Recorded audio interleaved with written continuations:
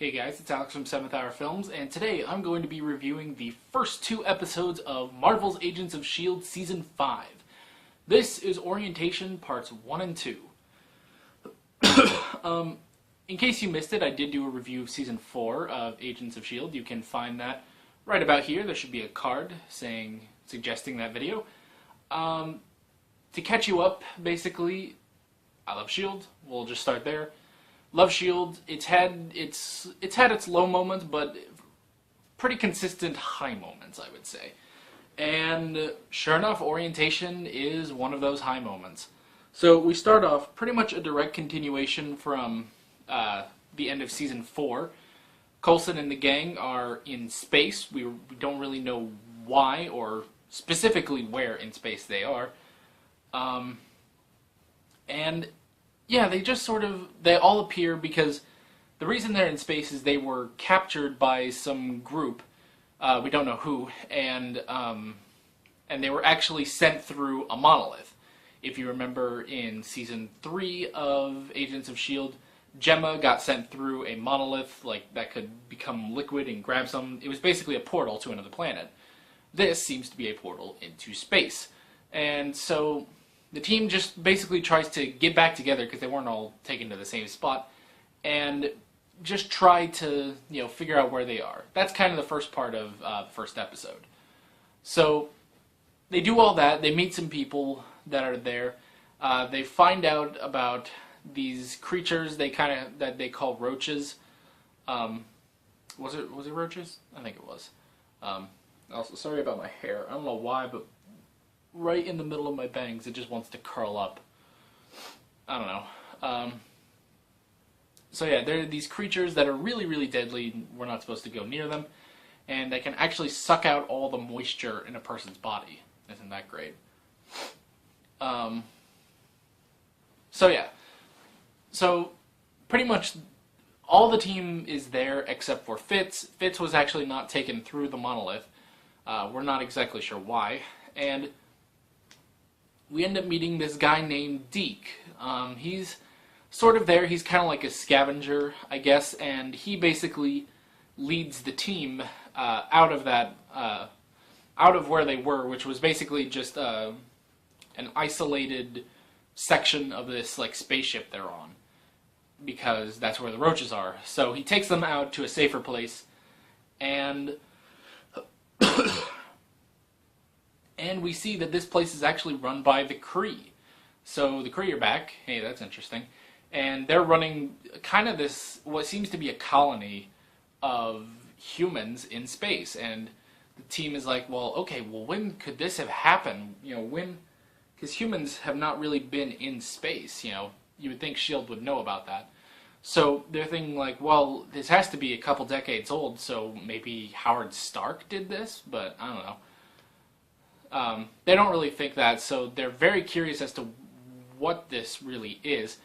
And eventually, while they're talking, well, first off, there was another character on the danger deck, I guess I'll call it, in the danger zone, that basically says oh, you're Phil Coulson, and you're with S.H.I.E.L.D. You're here to save us, save humanity, but that guy dies off. They'll bring him up later and stuff, because he was a friend of Deke and some of the other people on this colony. And so yeah, they all they know is they were brought here to save humanity, but they're not sure from what. Is it an invasion? What's gonna happen? And eventually they ask Deke how long, when was this created and stuff? And he was like, oh, I don't know, maybe 90 years ago. And Coulson's like, no, that can't be, it couldn't have been made in the 20s. And Deke is like, wait, what? No, what year do you think it is? This basically all leads up to the twist at the end of the episode that they're actually in the future. A decent way into the future where actually the Earth has been destroyed. And this, honestly, is the first instance of time travel in the Marvel Cinematic Universe. Now, I know there was a little bit of time travel in Doctor Strange because he did that time loop against Dormammu, So technically that is, but this is the first, traveling to a different time travel. So yeah, the MCU has never done this, which is interesting. And suddenly, they're just in the future, and the Earth is destroyed. And actually, the image they show of Earth, because they go out and see what's left of it, it's actually kind of sad to me. It's very, I don't know why, but kind of like looking at it, it's it's so destroyed. Like there's only a little bit of it left, and I don't know why. It kind of got to me. It was kind of sad. So, oh well, R.I.P. Earth. The second episode, we get a bit more understanding what this colony is and stuff, and Gemma actually tries saving someone who was stabbed. He's kind of caught in the crossfire of a fight, so he tries saving the person, but the Kree think, well, you can just die, doesn't matter. But the Kree take interest in Gemma because no human should be able to do that. They shouldn't have this sort of knowledge about, how to be a doctor, I guess, because Gemma is a doctor. So she gets taken by the Kree to the leader, Casius, I believe. Casius, I suppose you could say Casius. Well, I think they pronounce it Casius, so I'll try to pronounce it like that. This guy, he's interesting. You can definitely see that he's not like the other Kree we've encountered. Like, the ones that we've generally encountered are the warriors, these big beefy dudes that are here and they go and they crush and we are the Kree and stuff like that. This guy, he's very calm, he's very reserved, and he actually kind of sounds like Ward. Like when Ward was Hive, like it's a very calm. It's almost the same voice actually, which is weird. It's like he's very calm, and he sees the beauty in things, and it's very interesting. He kind of actually looks like a Vulcan, like he's wearing like similar clothes, like he's got the haircut. He could pass as a blue Vulcan, honestly. So yeah, I would imagine he's going to be our main villain for a little while, because he seems to be running the show here, and. So he takes an interest in Gemma. He basically gives her. He puts something in her ear. It's like this tiny robot that crawls into her ear and actually cuts off her hearing, and so she can't hear anymore except something he says. She can only hear him now, which is actually kind of interesting.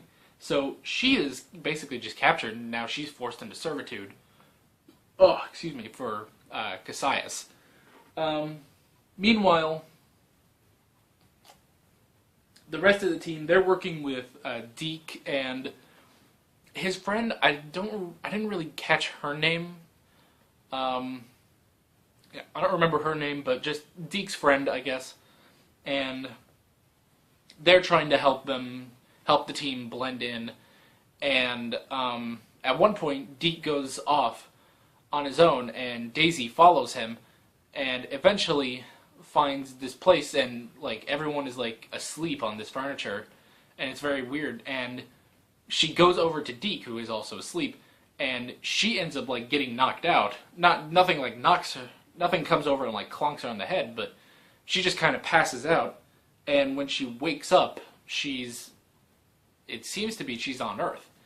So she realizes that it's a modification of the framework.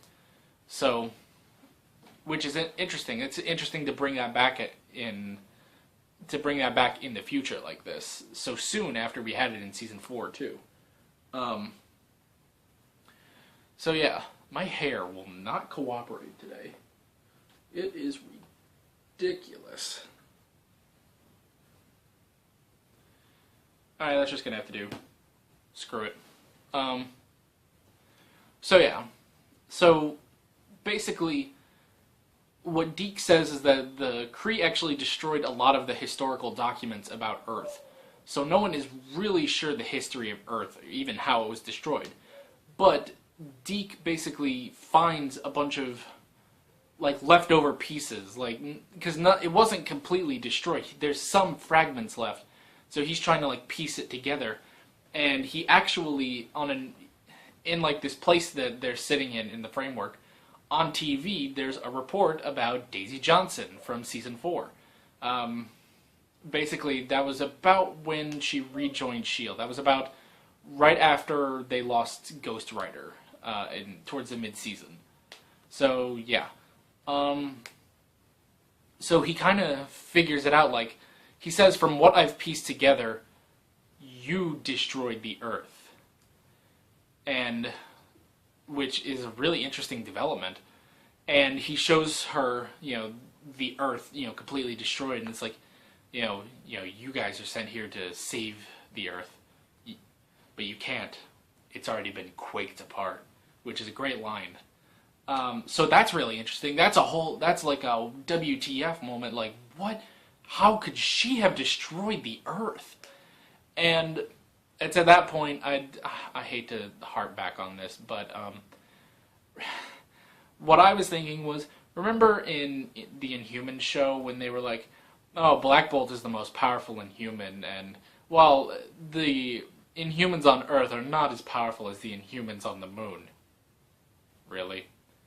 She just quaked apart the planet. I don't think Black Bolt could do that. See, whatever.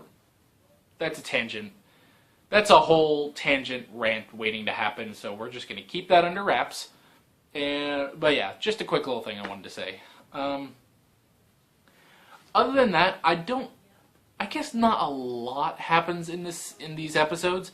I mean, okay, a lot happens, but it's basically just setup for the rest of the season. Like, now, okay, we're in this new place, we're in the future, it's, okay, now we're all going to try to blend in. They try blending in, it doesn't quite work, but they realize, okay, we need to blend in.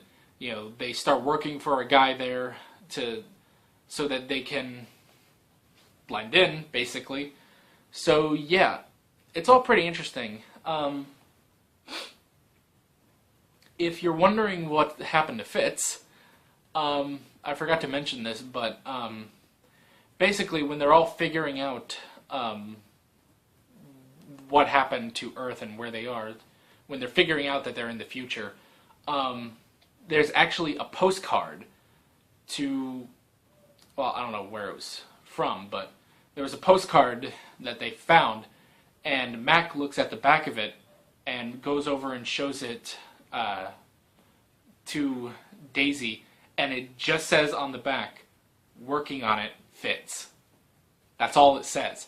And so you can only assume, yeah, he's working on getting them back in the past. So it's very interesting.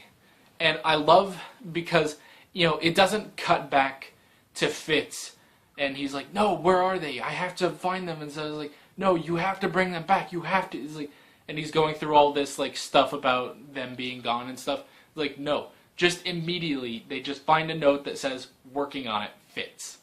That's all you need.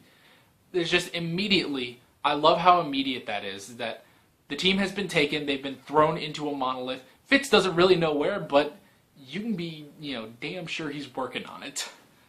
Like, he is, that is like my favorite part of the episode, is just working on it, Fitz.